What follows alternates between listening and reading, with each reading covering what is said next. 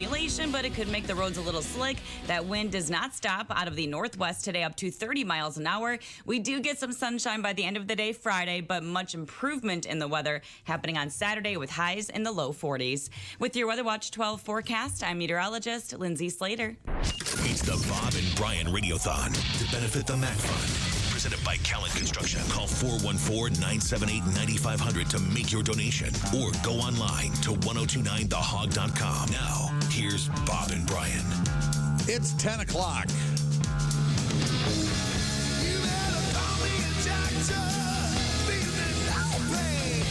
Ladies and gentlemen, welcome back to the program, to the Radiothon. Dr. David Margolis. Good morning, Doctor. How are you? Good morning, Bob and Brian. I'm great. All right, let's get your title squared away exactly. Oh, God, don't. I'm a doctor. That's my title. Come on. My title. Come I'm on. a doctor. All right. I am now the chair of the Department of Pediatrics at the Medical College of Wisconsin. I'm the Pediatrician-in-Chief at Children's Wisconsin, and I take care of kids who have cancer and blood disorders in the MACC Fund Center. All right. That's a big job. Yeah. Those are some big And jobs. I sit behind Eric at the games. I sit behind Eric at the games and advocate for the Bucks. Speaking of that, what color's your hair these days?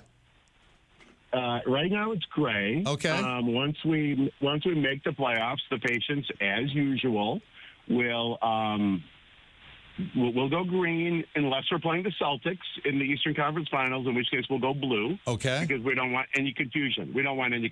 But Right. It's definitely not staying gray, though, right, Doctor? It will not be gray. It will not be gray during the playoff run. So I'm hoping till mid-June we've got hair-colored big day games, you know. Yes, of course. Yeah, that'd be great. When did you start? When did you and the kids start coloring your hair? How long ago was that? I'm thinking 15, 20 years ago. The Bucks used to, at Christmas time, always make a pre-pandemic, made a visit to the MACC Fund Center. It was the center of the Cole. And when the team was not very good, I mean, that's how, and they came to the auditorium, and they kind of figured out that I was that idiot from the fourth row, and I happened to be a doctor. And I said, guys, you make the playoffs, I'll have the kids paint my hair. And so look to see when John Henson was a player. Maybe Eric can look that up using the Google machine. But Henson used to love it. And Ray Allen, that era. So it's been a while. All right. The method's the same, though? Message is still the same. The method's still the same. The message is still the same. Kids have to be kids. And it gets all the kids psyched into the playoff atmosphere that the rest of the community is there. And it's been quite the honor. It's and it's something to think about in get your mind off of whatever you might be facing. That's just as important as anything else, right? I think it is. I do think that the smiles on the kids when they do it. I'll never forget one of the teenagers. Yeah, because it's a little cold when I spray it on there, and I kind of shuddered. She goes, it was a she. Sorry. She goes, "Suck it up, Doc. You just gave me poison." So wow. It really does give the kids a little bit of a release. And if there's ever a time where the kids don't want to do it, I'll stop. But we have yet to found a year where when you ask kids, would you like to spray paint a doctor's hair? They say yes. Yes, of course they do. Because it's a bit of a distraction from what can be some long days, I'm sure, over there at Children's Hospital. It is a distraction from the long days. I consider myself an honorary member of the Child Life team. Kids always have to be kids, whether it's a carnival, replicating state fair, whether it's getting the kids enthused during buck season, whether it's a tailgate during football season. We have to find ways to engage the kids because they do need to have a bit of a respite from whatever brings them into the hospital. And on my unit that I've traditionally worked on, it is cancer and blood disorders, and the MACC Fund Center has been center in my life for 35, 40 years. And this is something where you are right there. You're in it every day. You're boots on the ground dealing with this. I mean, we sit here and we raise money for the MACC Fund, and we have golf outings during the summer and all that stuff, but you are right there dealing with it. We are. I mean, when I was younger, I was up on the unit, 24 weeks a year and taking more than my fair share of patients with all those other titles. I'm still in it every day. One of my patients is sick. I still have the honor of dealing with that situation.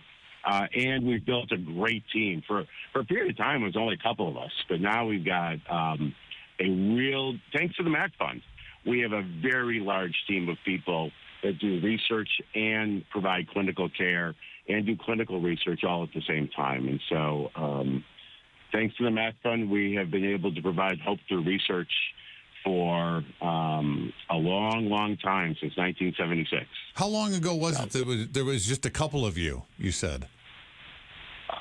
Dr. Casper and I were the bone marrow transplant doctors, and that was, probably about 1995, circa 2000, something like that. And we've grown the group in bone marrow transplant. We've grown the number of oncologists, and so I was thinking more when there were only a couple of us. That was the bone marrow transplant team, which is the team that I have been focused in on until accepting these other leadership positions. And it's grown through things like this that the MACC Fund does day after day, year after year. 100%. We have a clinical trials organization and a basic science organization that rivals anywhere in the country, thanks to the generosity of our community that supports the MACC Fund, that supports children's, that supports medical college, because we are one big team sport trying to fight against childhood cancer and blood disorders. Has technology like, I don't know, iPads, cell phones changed the way you do your job? Well, the easy answer is I used to carry quarters when I would get a page and pull over. And I knew where all the payphones were between home and here. I'm on vacation this week, and I'm able to, from my cell phone, log in and see how our patients are doing. We are able to communicate with colleagues throughout the world on difficult cases, and quite frankly, people communicate with us regarding difficult cases. And so technology has been a huge help. But it just like you get a lot of your health care on your phone, we are able to practice medicine on our phone, which on the balance sheet is all very good. There are some problems with that, but because it's hard to unplug, and it's really challenging when a parent. When a parent, my wife is entering the chat here. Oh. We're on the radio live in Milwaukee. Well, welcome to the show. Welcome to the program. More the merrier. Exactly. AI is going to be all we hear about is what a huge problem it's going to be, and it's going to take over for humans. Can you guys harness AI to work around the clock with like 10 million brains on this problem, cancer? 100%. I was actually at a national meeting, and one of the subjects was AI. And one second, my wife's going to put her seatbelt on.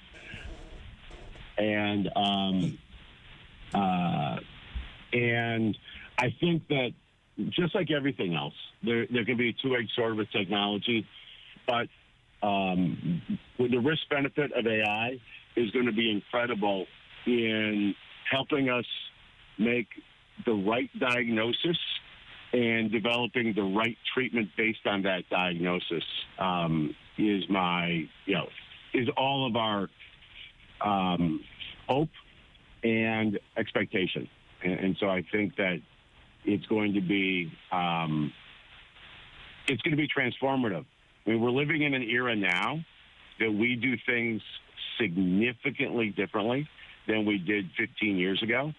And I would guess in another 10 years, the way we process information, the way we make a diagnosis of cancer, the way we target the molecular defects in that cancer are going to be revolutionary. And the research supported by the MACC Fund has helped get us to where we're at now. And we will continue. We talk about 80% survival now compared to 20% survival. It is now a situation where we need to get over the hump so we get to 100% survival for everybody. And that's going to be from understanding the biology of the cancers that we still don't do well with. Can you tell two American public high school graduates? He's talking about us, Doctor. Go ahead. In a way, their simple brains will understand what you're developing right now. So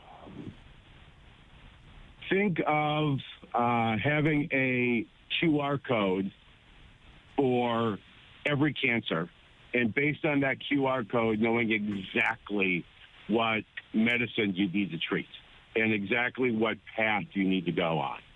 So that's what we're going to need. We need a QR code for every cancer, and it's going to be personalized. So two kids with leukemia could have two different QR codes. And right now we treat them the same. 15, 20 years from now, we'll be able to give targeted therapy, individual therapy in ways that we think about now. We're at the tip of that iceberg, but we're going to be even better. Would be the expectation and the hope. Are you boggled by the strides that have been made over the last 30, 40 years that the MACC Fund has been around, as to where it was when cancer was it was a death sentence? If you heard somebody had cancer, it's like, oh no. Now it's like, well, it's treatable.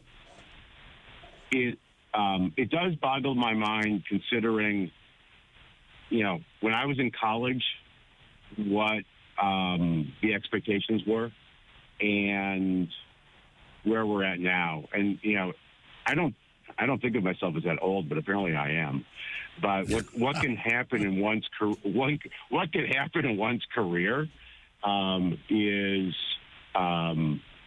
unbelievable. Are we in good shape going forward? Would you say we are in great shape going forward? Good shape going forward? Well, we're not going to be in great shape until we have 100% quality of life survival for everybody. So I would say we are in good shape because most kids that we care for become survivors, but not all. And so we're not going to we can't rest until number one, everybody who comes into our front door has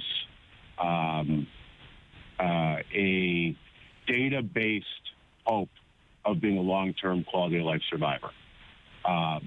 Once we hit that, where everybody who walks in has that data-based hope, then I think we'll be in great shape. All right, Doctor. We're in good shape. We're in better shape, but we still need to do more. All right. Well, tell Mrs. Margolis she was a wonderful passenger. She. I can't even tell you're driving anywhere. Right. Can't tell she's in the car. Can't tell you're driving. And John Henson was with the Bucks from 2012 to 2018. All right. So probably a little bit before that, but yeah, so that gives us some perspective, because Henson used to love pointing me out and doing the arm thing. Doctor, we appreciate you taking time to talk to us this morning and help us out with the MACC Fund Radiothon. We appreciate you doing the MACC Fund Radiothon every year, and appreciate all the listeners and their generosity. All right. Thanks for the time. We appreciate it, Doctor. Back to work. All right. You have better things to do than talk to us. All right. Nah, nothing's better than talking to you. Oh, boy. Dr. David Margolis, all part of the Radiothon this morning. It's 9:14. Put more money in your pockets when selling your home with Lake Country Flat Fee. Lake Country Flat